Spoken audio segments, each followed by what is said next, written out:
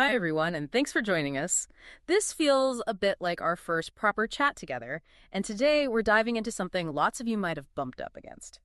Trying to buy cool stuff directly from Japan when you live somewhere else. Yeah, it's something we hear about all the time. Japan's got all this amazing, unique stuff, right? Trendy fashion, rare collectibles, anime goods you can't find anywhere else, maybe even specific snacks. Oh yeah, those Kit Kat flavors. Exactly. Stuff that's either impossible to find locally or way overpriced if you do. And you think, I'll just buy it online from Japan.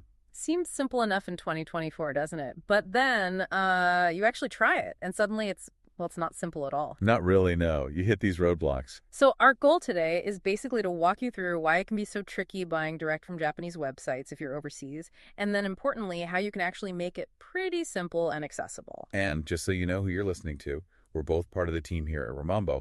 Helping people shop from Japan every day is, well, it's what we do. So we see these hurdles constantly, and we figured out ways around them. We want to share some of that insight with you today. Hopefully make it way less of a headache for you. Okay, so let's start with the problems. You found the perfect thing. You're on the Japanese seller's website. What's usually the first thing that trips people up? Almost always, it's the language barrier. I mean, it sounds obvious, but Japanese websites are in Japanese. Right. And it's not just the main buttons. Browser Translate can kind of help with that sometimes, maybe? Kinda, yeah, but it's often clunky. The real issue is the details. Product descriptions, like what size is this really? What's it made of? Are there specific features? Or if you're buying something used, like from a marketplace, any flaws or damage mentioned only in the Japanese description, you'd completely miss that. Totally. And understanding product reviews. Forget about it with machine translation. You can't tell if people loved it or hated it or why. Those nuances are crucial. Yeah, you're flying blind on quality or whether it's even the right version of what you want. And there are those simple words that can mean totally different things too, right? Oh yeah, the classic example is pantsu. So in English, pants means trousers, obviously. Mm-hmm. But the Japanese word pantsu, which sounds similar, specifically means underpants. Oh no. Yeah. Imagine trying to order some nice trousers. Yeah. And getting underwear instead because the translation just went for the loan word. It happens. It shows how context gets lost. This is awkward and probably annoying. And okay, say you have a question. You need to ask the seller something specific. Good luck. Customer support is almost always Japanese only. Trying to ask a question or resolve a problem if something goes wrong, it's incredibly difficult unless you're fluent. You basically have no support. Okay, so language is a big one. Let's say you somehow navigate that, maybe with a friend's help or sheer luck. What's next? The checkout. Yep, payment. This is where a lot of people get completely stuck and just give up. You finally figure out the add to cart and checkout buttons, and then it asks for something you don't have. Exactly. Japanese online stores are built for Japanese customers, so they expect Japanese payment methods. Things like paying at a convenience store, a konbini payment. Which you obviously can't do from outside Japan. Right. Or cash on delivery again needs a Japanese address. Or they use specific Japanese digital wallets or bank transfers that require a Japanese bank account or phone number. But surely some take international credit cards, like Visa or MasterCard. Some do, but often they don't. The seller might just not have enabled international payments because maybe it costs them more or they see it as higher risk. And even if they do accept international cards, sometimes your own bank will block the transaction, especially if it's a high-value item or something limited edition. They see a weird charge from Japan and flag it as potentially fraudulent. Ah, right. So even if the seller accepts it, your payment might not actually go through. Super frustrating, especially for time drops or limited items. Extremely. So you can't easily read the site. You might not be able to pay. And then, even if you manage those two, there's the final boss, actually getting the item shipped to you. Shipping? This seems like maybe the biggest wall for most sellers. It really is. Because, again, these stores are set up for domestic shipping within Japan. Their whole system uses the Japanese address format. Which is totally different from how addresses work in, say, the U.S. or Europe. Completely different. It's based on areas, districts, blocks, numbers, not street names and house numbers in the same way. Foreign addresses often just don't fit into their checkout forms or shipping software. So their system might literally not be able to print a label for an international address, even if they wanted to. Pretty much. And that's a big if they wanted to. Because international shipping is complex. It's not just putting a stamp on it. No, you've got air freight or sea freight options, totally different logistics. Right. And then there's customs. Every country has different rules, different forms you need to fill out, potential import duties and taxes. And restrictions, like can you even ship this type of item to my country? Is it allowed? Exactly. For a typical Japanese online store, or especially just a person selling something on a marketplace, dealing with all that hassle and paperwork for one international order, it's too much. Too much risk, too much time, requires expertise they likely don't have. So they just say, nope, domestic shipping only, makes sense from their side, but leaves international buyers out in the cold. That's the reality for most sellers, yeah. Okay, so we've painted a pretty challenging picture here. Language barriers, payment roadblocks, shipping nightmares. It sounds like this treasure trove of Japanese goods is locked away. How do people actually get around this? What's the secret? Well, it's not really a secret. It's more of a solution. The most common and effective way is to use what's called a proxy buying service. A proxy service, so like a middleman. Exactly. Think of it like having a helper or your own representative actually located in Japan who handles the tricky parts for you. It's the bridge over those walls we talked about. Okay, intriguing. So how does a proxy service like Remambo actually break down those specific barriers, the language, the payment, the shipping? Let's take them one by one. First, language. When you use a service like ours, you interact with us in English or your language. So you find the item on the Japanese site, but you deal with the proxy service in English. Right. You give us the link to the item if you need help understanding the description or if you have specific questions for the seller. Like, is this action figure new in box? Or what's the exact condition of this vintage kimono? Perfect examples. You tell us the question in English. Our team, who are bilingual, will then communicate with the seller in natural, fluent Japanese to get the answers for you. We translate the important info back to you. Okay, that completely solves the communication issue and the risk of misunderstanding details. Huge. What about paying? That's the other core function. You pay us, the proxy service, using normal international methods. Credit card, PayPal, bank transfer, whatever options the service offers in your own currency. So I pay you guys easily. Then what? Then we use our Japanese accounts and payment methods to pay the actual Japanese seller. So the seller just gets a normal domestic payment from a Japanese entity. They don't even know it's ultimately for an international buyer. Usually, yeah. Or if they do, it doesn't matter because the payment is local and easy for them. It completely bypasses their restrictions against international cards or the need for Japanese payment apps. That's clever. Okay, language solved, payment solved. Now the big one, shipping. Right. This is where the proxy warehouse comes in. When you use a service like ours, we provide you with a Japanese address, our warehouse address. So when you buy the item from me, you tell the seller to ship it there. Exactly. The seller just ships it domestically within Japan to our warehouse. That's easy and standard for them. Okay, so the seller's job is done once it hits your warehouse. Once your item arrives safely with us, we then handle the international part. We're specifically set up for global shipping. We have accounts with international carriers like Japan Post, FedEx, DHL, etc. We know how to handle the customs paperwork for different countries. So you basically take that super complex international leg of the journey and manage it all. That's the idea. We consolidate if needed. We pack it securely for international travel. We manage the shipping labels and customs forms. And we get it from our warehouse in Japan to your doorstep wherever you are in the world. That just opens up everything, doesn't it? It means you're not limited to the few sellers who might ship internationally. Exactly.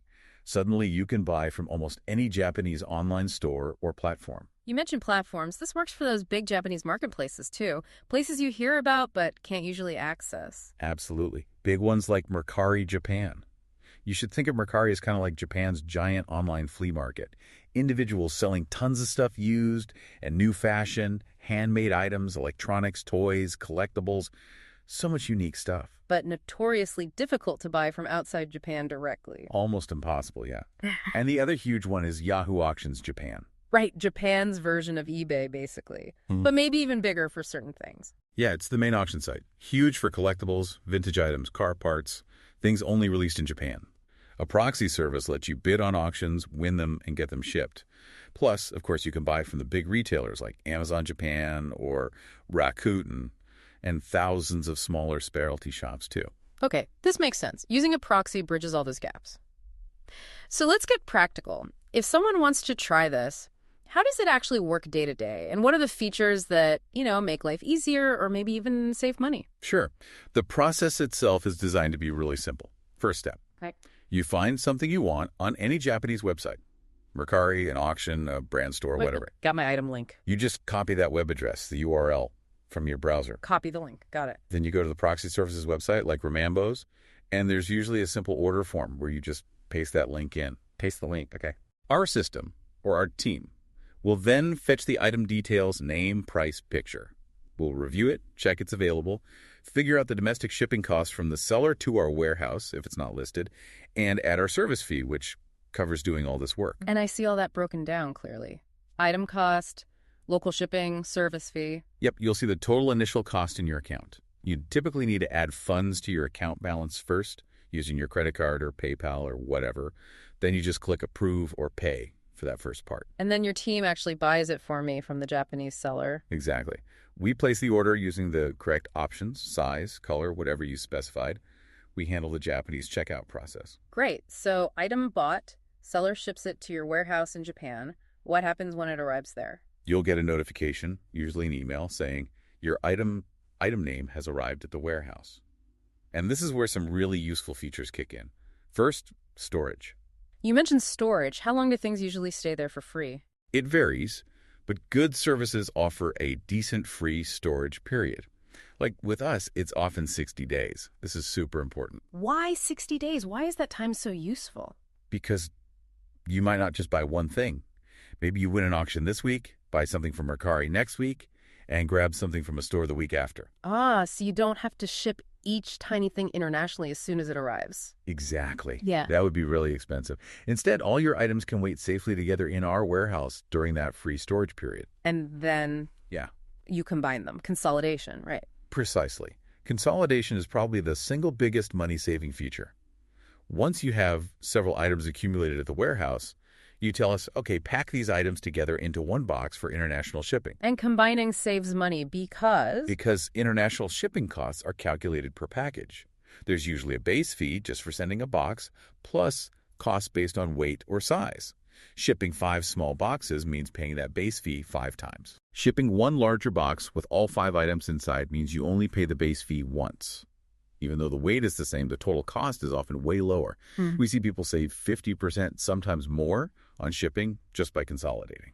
And it's usually a free service. That's huge, especially for smaller, lighter things like books, CDs, small figures, clothing. Definitely. And related to that is another potential cost saver: repacking. Repacking. What does that involve? Don't you want the seller's original packaging? Sometimes the item's own box is important, yes. But we're talking about the shipping box the seller used to send it to our warehouse. Especially from big stores, items often arrive in boxes that are way too big with tons of paper or air pillows. Adding unnecessary size and weight. Exactly. International shipping costs are often based on dimensional weight, volume, as much as actual weight. So our repacking service means we carefully take your items out of the seller's oversized domestic shipping box, discard the excess filler, and then repack everything efficiently and safely into a new, sturdy box that's the right size for international shipping. So it makes the package smaller and lighter, potentially lowering the shipping cost. Yes, often significantly. Think of a big, lightweight plush toy. Getting rid of the giant original shipping box can make a huge difference. Or even for fragile items, we can retack them with better protective materials specifically for the longer international journey. That makes sense. Better protection and potentially lower cost. What about seeing the items before they ship internationally? Can you check if it's the right thing or what condition it's in? Absolutely. That's another key service, often called contents checking or warehouse photos. Once your item arrives at our warehouse, before you consolidate or ship it, you can request photos. What kind of photos? Usually clear photos of the item itself, maybe the packaging, any tags or labels. This is invaluable if you bought something used from, say, Mercari or Yahoo auctions. So you can actually see the condition, check for damage that might have happened during domestic shipping, confirm it's the exact version you ordered. Exactly. Gives you enormous peace of mind, especially when buying from individual sellers you don't know. You verify everything looks okay before spending money on international shipping. That feels really important for trust and security. Okay, so you've got storage, consolidation, repacking, photos. What about the custom stuff when it leaves Japan? We help simplify that too. Based on the items you bought through us, we prepare the necessary customs declaration form for your package.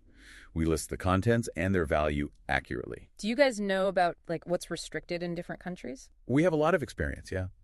While we can't know every single rule for every country perfectly, we can often provide guidance or flag items that are commonly restricted, like certain foods, aerosols, batteries, flammable items before you ship, helping you avoid customs trouble. That's helpful. And I think I saw something about paying taxes up front. Yes. For certain regions like the EU, UK, Australia, Norway, and others, many proxy services now have systems to collect the VAT or GST, the import taxes, from you beforehand. Why would I want to do that? It makes delivery much smoother and usually faster. If the taxes are prepaid, your package is less likely to get held up by your local customs office waiting for you to pay the charges. It often just sails through and gets delivered directly to you without extra fees or delays upon arrival. Okay, wow. So putting it all together, using a service like this isn't just making a purchase possible. It's like having a whole support system in Japan. Pretty much, yeah. You get access to all this unique stuff. You overcome the language and payment issues. You make shipping actually happen. You save potentially a lot of money with consolidation and repacking. You get verification with photos, and customs gets easier. It takes the stress and guesswork out of it. It turns something that seems really daunting into a process that's actually manageable and hopefully even enjoyable. Just the fun of finding cool things without the frustration. It really does open up that whole world of Japanese products. Thinking about that specific anime merch or that rare vinyl record or maybe some beautiful traditional craft item. The things you just assumed were out of reach. And now, they're really not. The Japanese market is vast. And services like this basically put it at your fingertips wherever you are. So we really hope this chat has maybe demystified the process for you a bit. If you've ever been curious or if you have questions about specific items or how it works for a particular website, please feel free to reach out. Yeah, we genuinely enjoy helping people figure this stuff out. You can find us on social media, leave a comment where you found this discussion, maybe join our Discord community if that's your thing. We'd love to hear from you. What have you always wanted to buy from Japan? Definitely. Ask us anything. So we'll leave you with a final thought to chew on. Now that you know these barriers, language, payment, shipping, aren't really barriers anymore, what specific corner of Japan's amazing marketplace that maybe felt totally closed off before are you most excited to finally dive into and explore?